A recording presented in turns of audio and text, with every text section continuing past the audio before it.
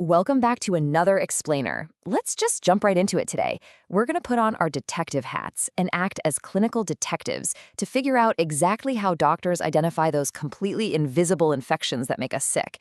I mean, think about it. When you walk into a clinic with some mystery illness, the real investigation is happening way, way beyond what the naked eye can see. So that brings us to our big question. How does your doctor actually identify an invisible enemy? How do you catch a culprit you literally can't even look at? Well, as we'll see, modern medicine relies on some incredibly specialized tools and highly specific biological clues to crack the case. It's this fantastic process of elimination and identification. To get there, here's our agenda for today's explainer. 1. Microbial mysteries in medicine. 2. The diagnostic toolkit. 3. A tale of two walls. And 4. Bacterial survival gear. All right, kicking things off with Section 1, Microbial Mysteries in Medicine, the lineup. Before we start sleuthing, we've got to know who we're looking for, right?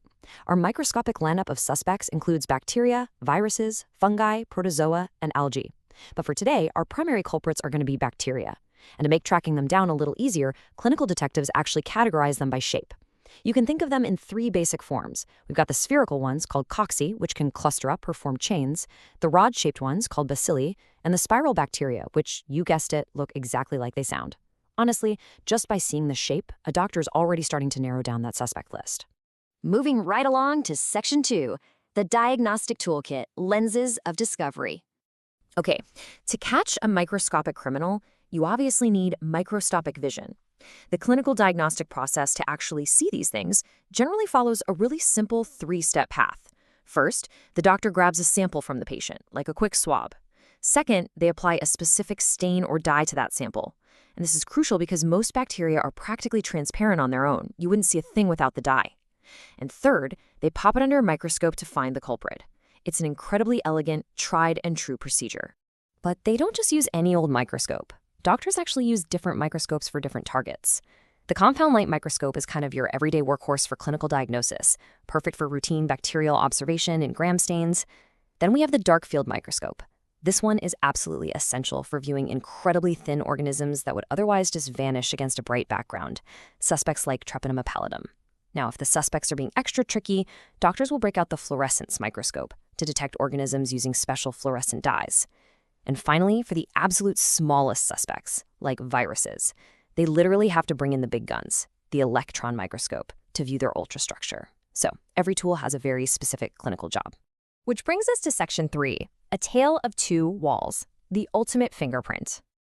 This is where things get really fascinating. Let's look at how routine staining provides the ultimate clinical fingerprint.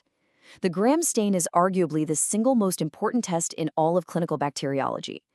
It beautifully splits our bacterial suspects right down the middle into 2 main categories based on how their cell walls are built, turning them either purple or pink. Let's break down exactly why that happens. Gram-positive bacteria stain a really deep purple or violet. Why? Well, because they have a super thick layer of a substance called peptidoglycan right alongside teichoic acid. Think of it like a really dense, heavy sponge that just soaks up and traps all that purple dye. Gram-negative bacteria, on the other hand, stain a pink or red color.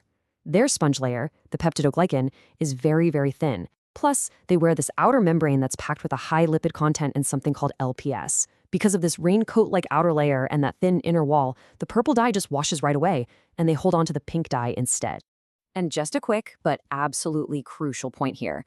These protective cell walls, that peptidoglycan sponge we just talked about, are actually built from alternating structural blocks. Think of them like specialized microscopic Lego bricks, known simply as NAG and NAM. This is the fundamental structural foundation that ultimately dictates whether that bacteria is going to hold onto that purple dye or not.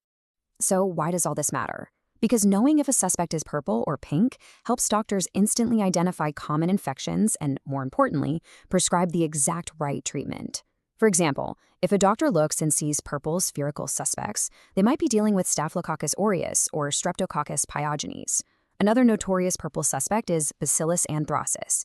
But if that slide is pink, indicating a gram-negative culprit, the clinical detective instantly pivots their investigation to suspects like E. coli, Salmonella typhi, or Vibrio cholera. Literally, that one simple color difference completely changes the clinical diagnosis. All right, on to our final section, number 4, bacterial survival gear. evading the cops. Unfortunately for us, bacteria don't exactly make catching them a walk in the park.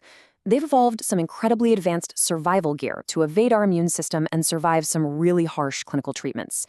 The easiest way to think about this gear is through some simple analogies. Take the capsule, for instance. This is a gelatinous outer covering that acts kind of like an invisibility cloak or maybe a heavy suit of armor. It actively protects the bacteria from phagocytosis, which basically means it stops our immune system cops from eating it. It also prevents the bacteria from drying out, which increases its overall virulence. Then we have flagella. These are whip-like appendages that act exactly like outboard motors, allowing the bacteria to aggressively swim and move around. We also have cilia, which are these short, hair-like structures, though it's worth noting these are mainly found in eukaryotic cells for movement or for sweeping substances across the cell surface. But what happens when things get really, really tough? Say they're hit with harsh medical disinfectants or extreme heat. Well, some bacteria have the ultimate defense mechanism, the endospore. Rather than dying, they form this dormant, hyper-resistant structure. It acts literally like a microscopic doomsday bunker. This bunker ensures their survival for incredibly long periods of time, protecting them against heat, harsh chemicals, drying out, and even radiation. And the crazy part? When conditions finally improve, they just emerge from the bunker and start causing trouble all over again.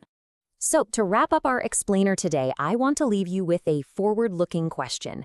In this constant, ongoing arms race between invisible infections and modern medicine, what new microscopic tools will future detectives need to invent to catch these ever-adapting enemies? I mean, the Gram stain and our current microscopes have served us brilliantly so far, but the survival gear of our microscopic suspects is always evolving. Thank you so much for joining me on this investigation today. Keep asking those big questions, and I'll see you in the next